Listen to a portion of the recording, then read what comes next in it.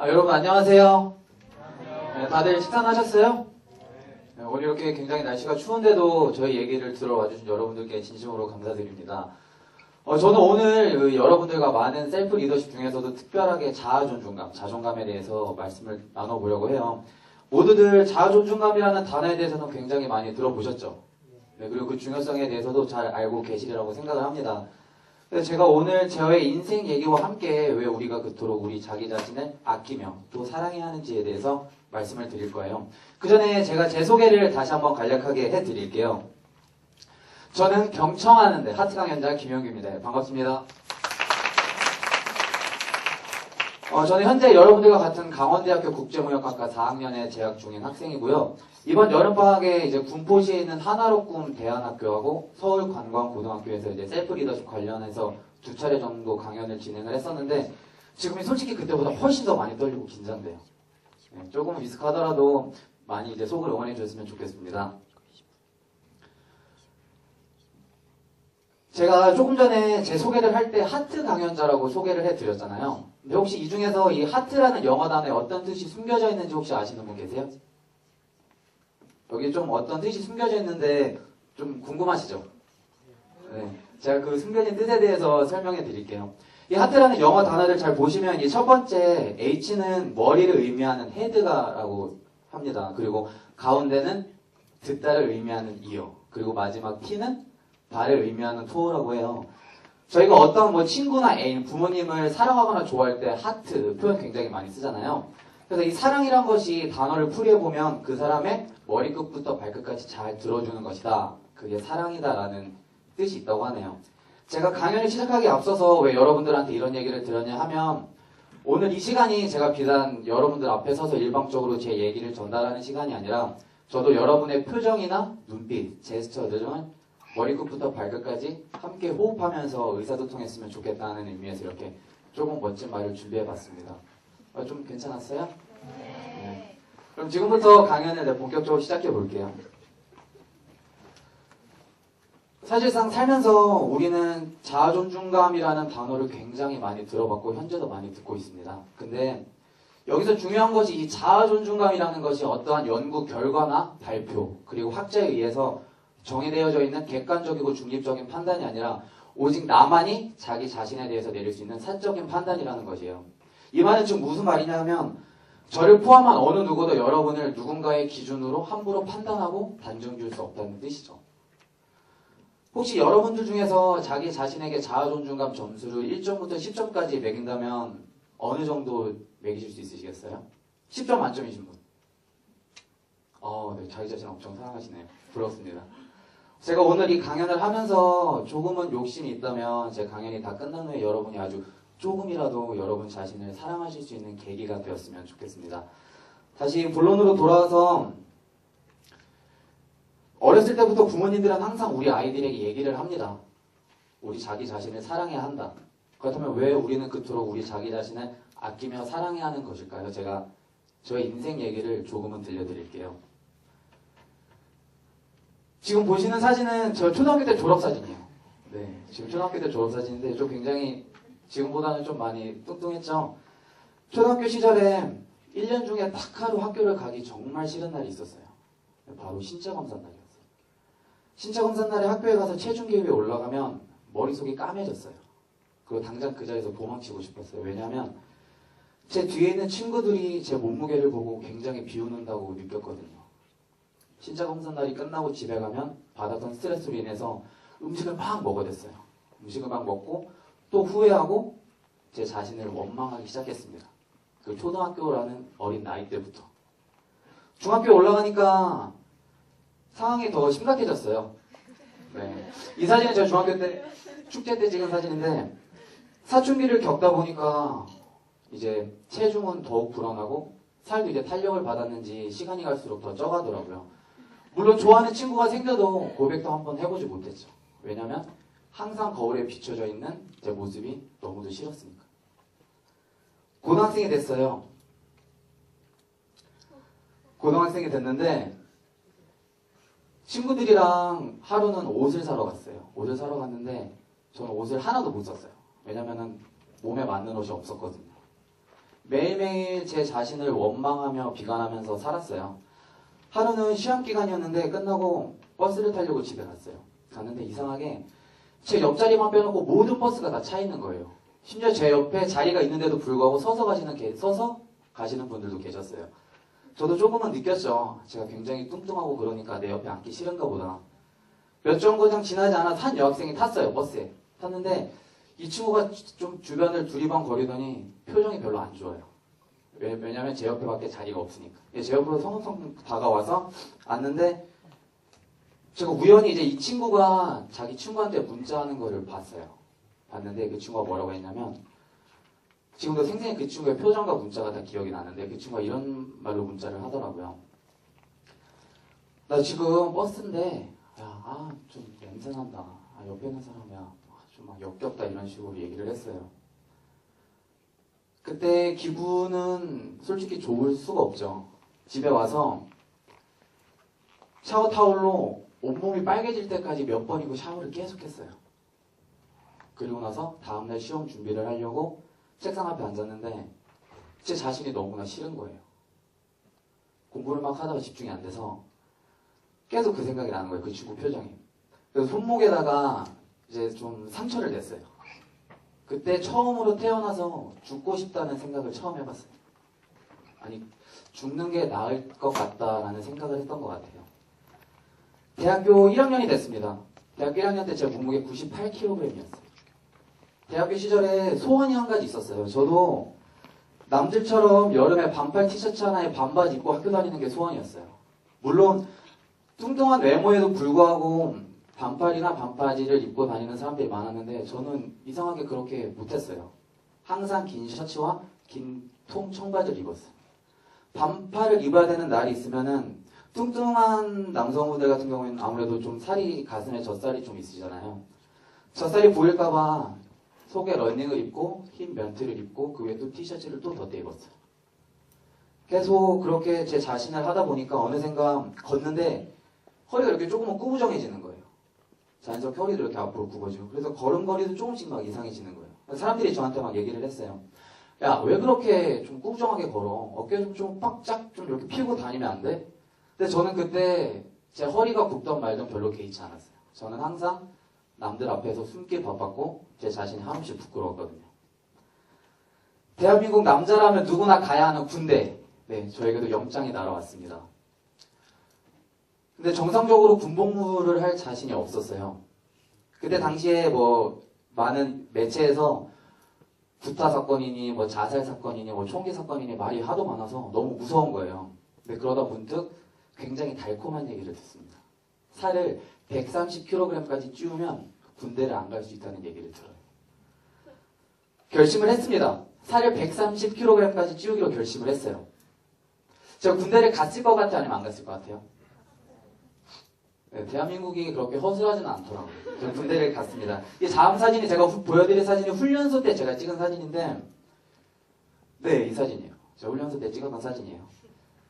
그때 밤에 일부러 계속 먹었어요. 배가 부른데도 먹고 계속 먹고 토하면서도 계속 먹었어요. 제 몸을 굉장히 흡사시켰죠.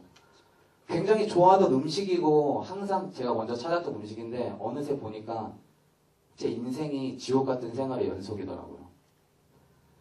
어느 날은 아침에 일어나려고 했는데 몸이 안 움직여지는 거예요. 그런 기분 느껴보신 적 있으세요? 일어나려고 하는데 몸이 안 움직여져요. 그때 든 생각이 이런 생각을 했어요. 사람이 죽을 수도 있겠구나.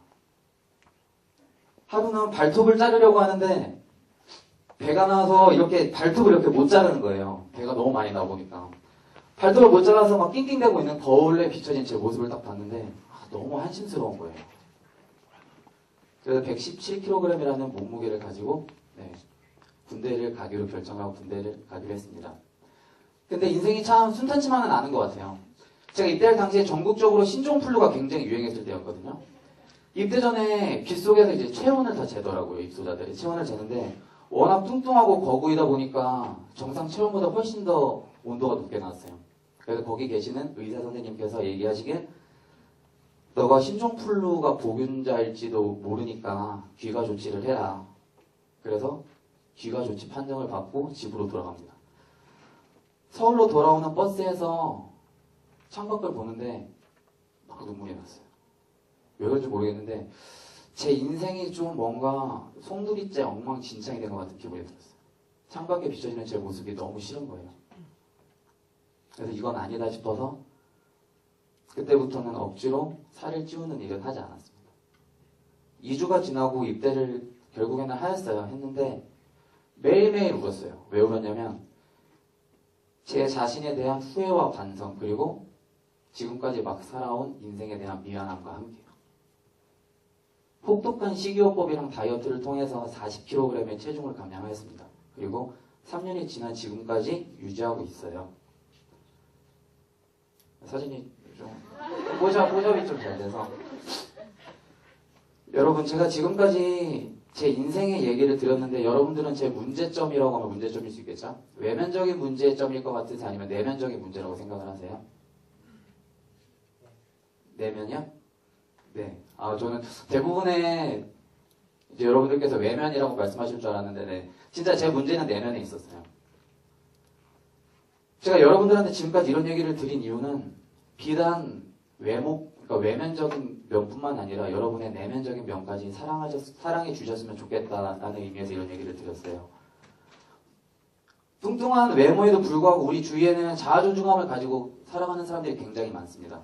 개그 콘서트의 김준현 씨나 아니면 정영돈, 정준하 씨 같은 경우에는 자기 자신을 있는 그대로 받아들이고 뭐 뚱보 아니면 돼지라는 캐릭터를 가지고 굉장히 자신감 있게 살아가고 있어요. 근데 저는 그렇게 못했어요. 제 자신을 아무리 사랑하고 싶어도, 제가 아무리 가치가 있다고 생각하고 싶어도 그게 생각처럼 잘 안 되더라고요. 21년을 그렇게 살아왔으니까요. 그래서 저는 제 외면이 아닌 내면을 한번 사랑해보기로 결심을 했습니다. 더 이상 버틸 힘이 없었어요. 제 외면은 더 이상 사랑할 수가 없었으니까. 수첩에 써내려가기 시작했어요. 제 성격에 대해서.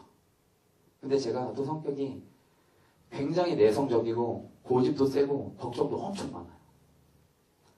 아니, 나는 왜 이런 성격들만 가지고 있는지, 왜 이런 성격들만 물려받은 건지 또 막 후회하고 막 한숨을 쉬는데 다시 한 번은 굉장히 깊게 생각을 해봤어요, 혼자서. 근데 생각해보니까 어느 순간 문득 제가 생각하고 있었던 이러한 단점들이 더 이상 단점이 아닌 저에게 장점으로 다가왔습니다.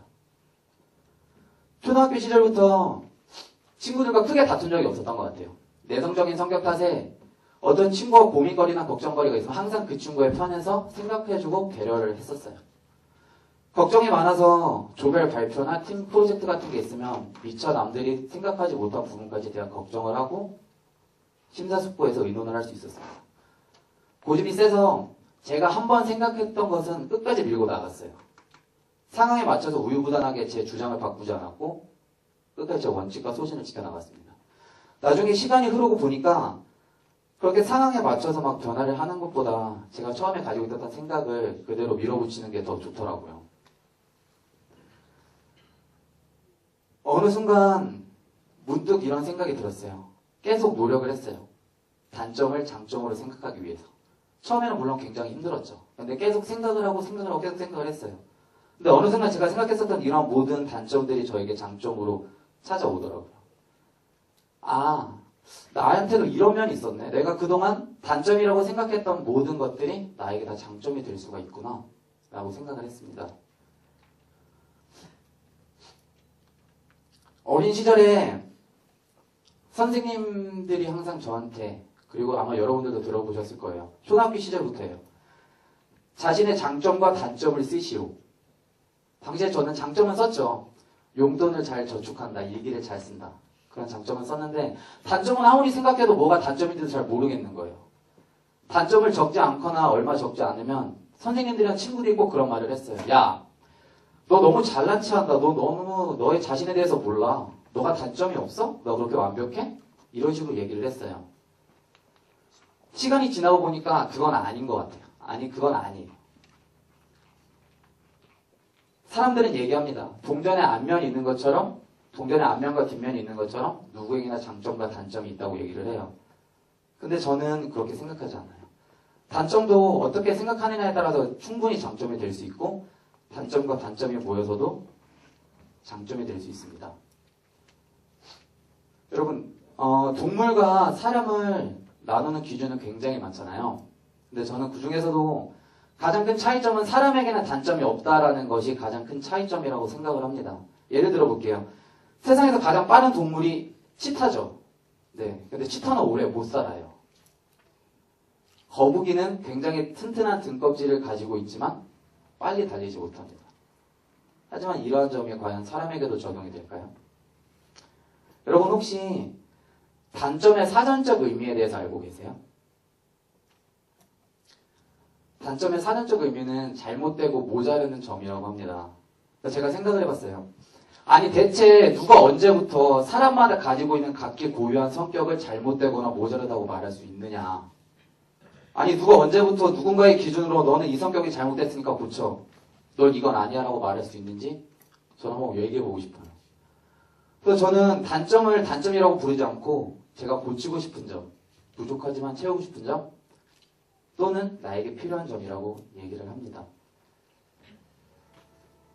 제가 지금까지 얘기를 계속 해드렸는데 저는 23년 동안 저를 잃고 살았어요. 네. 세상 누구보다 제 자신을 제일 원망하고 싫어했었습니다. 경멸하고 증오했어요.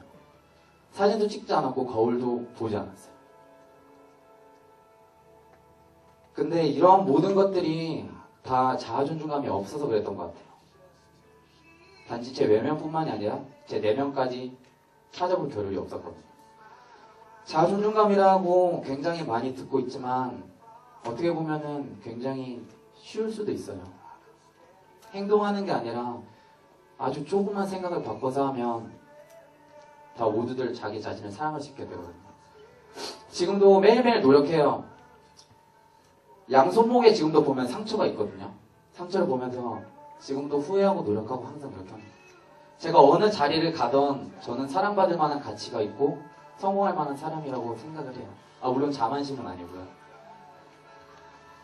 여러분 모두 지금 혹시 자신이 가지고 있는 단점이 있다고 생각하신다면 제가 다시 한 번 더 여쭤보고 싶어요. 진짜 그게 단점이라고 생각을 하세요? 아주 조금만 생각을 바꿔서 해보시면 여러분이 생각하시는 단점이 결국 단점이 아니라 여러분들만이 가지실 수 있는, 그리고 가지고 있는 여러분만의 장점이 될 수 있습니다. 자, 강연을 할 때 처음에 말씀드렸잖아요. 조그만한 욕심이 있다고.